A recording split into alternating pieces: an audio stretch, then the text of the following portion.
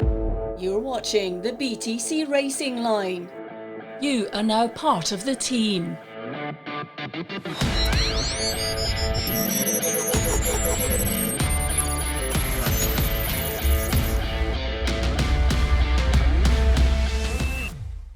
Welcome back to the BTC Racing Line. As we get a little bit closer to the weekend, the preparations are nearly done and everyone can't wait to go racing. We've heard from Tom and Creasy, and now Josh Cook joins me. And I guess, Josh, you're feeling a bit the same, are you? Can't wait to get back on track.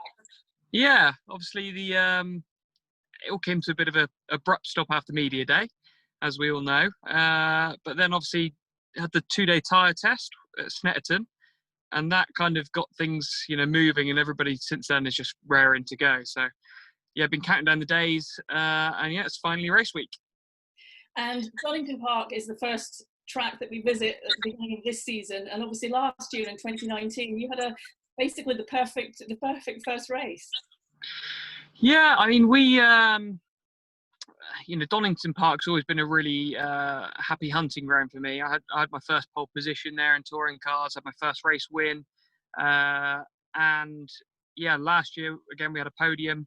I had my first double podium at Donington Park in 2018. So in a race weekend. So yeah, it's always been a great place for me.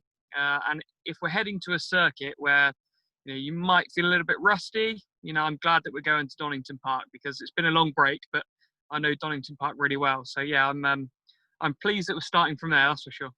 Why do you feel Donington Park so good for you, apart from obviously the results that you've had, but obviously from a driving perspective, you clearly love the challenges that circuit brings to you? Yeah, I mean, the circuit itself flows quite a lot, and it's a circuit you have to kind of link everything up and keep momentum going. And it's similar to Thruxton, really. You have to be so precise at high speed, and that's what I really enjoy, just hanging on, the car moving around beneath you. But I don't really know why I clicked so much with it. And whether it's wet or dry, I seem to have a good time at Donington Park. But yeah, I mean, you can't ever really base what kind of preempt your results there. It's always tough in touring cars. I say, just because it's been good for me in the past, it doesn't mean that 2020 is going to be easy there. But yeah, I'm heading there confident, but it's very, very tough in touring cars. So I'm under no illusions that it's going to be difficult. Where are most likely to see the action at Donington Park, and those opportunities that you wait for where you can make a move? Where are they most likely to happen on that circuit? Most of the corners, realistically, I mean, in some racing championships, you have to be really precise about where you can overtake there. But in touring cars, most corners are overtaking corners. Sometimes you end up going, 2-3 abreast into certain corners. And I think certainly turn 1, it's a big braking area. That's a good place, even down at Old Hairpin. I mean, anywhere really. Josh, will Donington be more about the car, the driver, or the tyres? I think it's a combination of all three. Obviously, the driver has to be dialed in, the car has to be, somewhere near the sweet spot, and obviously you've got these new 2020 regulations with a limited number of tyres. Tyre management is going to come into it even more so than it has in previous seasons. So, like I say, I think it's going to be a combination of all three. We were talking to Creasy earlier, and he sort of said you'd given him some really good advice about tyre management, which he'll bring into the weekend. So is that something that you are particularly comfortable with, tyre management with this car? Yeah, in the past I've always looked after the tyres quite well, and it's something that I've never struggled with too much. So I think again the new regulation changes for 2020 are gonna fall towards hopefully helping me compared to some people that might be a little bit harder on their tyres. So it's critical in touring cars to look after them. It's so easy to take all the life out of the tyres at the beginning and end up really struggling towards the end of the races. But not only that, but then carrying those tyres to the next meeting. If you really hurt them in a race, you're going to be paying for it, further and further as the season progresses. So tyre management is going to be key.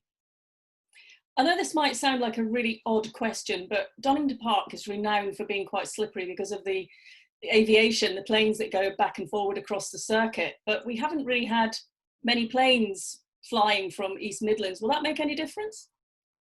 I don't think so. Like I say, that's always been something that's brought up about Donington Park. It is just naturally quite a slippy surface. So yeah, I don't think it's going to come into account too much.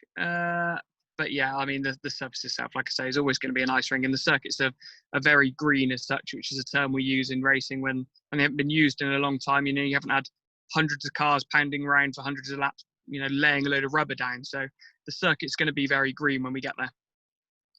Who do you see as sort of the main competition? Everybody. I think you can't take anybody out of the running.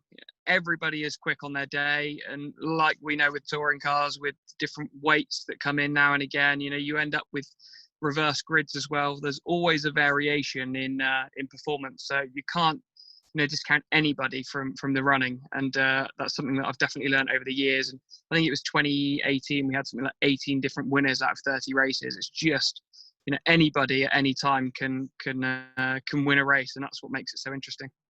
It does. It keeps that championship really exciting and gives you a complete opportunity. But how beneficial is it for you having a second year with the same team? Yeah, it's something obviously we spoke about near the beginning of the season, and I've just feel like I keep saying the same thing, but continuity is just so important, and I've never had the luxury of being able to stay with a team for 2 consecutive seasons. There's a lot of work that goes in behind the scenes to keep teams running commercially, and sometimes you end up with conflicting sponsors and you have to move around. And for me, it was always a case of kind of survive and stay on the grid.